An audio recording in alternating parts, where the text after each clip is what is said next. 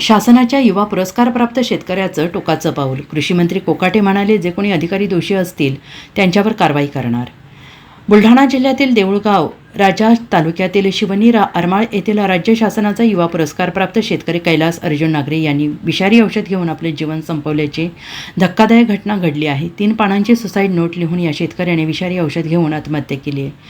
कैलास अर्जुन नागरे या शेतकऱ्यानं खडकपूर्णा जलाशयातून शेतीसाठी पाणी मिळत नसल्यानं शासनाच्या निषेधार्थ या शेतकऱ्याने टोकाचं पाऊल उचलले. आता यावर राज्याचे कृषी मंत्री माणिकराव कोकाटे यांनी पहिली प्रतिक्रिया दिली आहे. माणिकराव कोकाटे म्हणाले की मी या शेतकऱ्यांबाबत माहिती घेतली. तो एक आदर्श शेतकरी होता. त्याने 2 ते 3 वेळा आंदोलन देखील केलं होतं. त्याला आश्वासन देखील देण्यात आलं होतं. त्याचं प्रबोधन करण्यासाठी शासन लोकप्रतिनिधी कमी पडला आहे का, हा एक इश्यू असू शकतो. त्यांना नियमाच्या बाहेर परवानगी हवी होती का, ते पण बघावं लागेल. मात्र जाणीवपूर्वक दिरंगाई झाली असेल तर त्या अधिकाऱ्यांवर कारवाई नक्कीच करू, असंही त्यांनी म्हटलेलं आहे. जो शेतकरी होता तो आमचा आदर्श शेतकरी होता आणि त्याने 2 वेळा आंदोलन पण केले, उपोषण पण केलेले आहेत.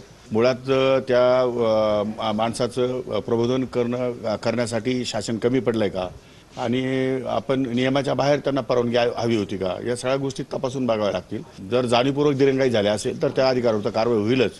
परंतु हा अतिशय चांगला शेतकरी होता, तरुण शेतकरी होता आणि दुसरी गोष्ट प्रयोगशील शेतकरी होता. त्याला पुरस्कार मिळालेले आहेत. अशा शेतकऱ्यांना आत्महत्या करणं ही अत्यंत दुर्दैवी बाब आहे, म्हणजे महाराष्ट्राला शोभणारी नाही.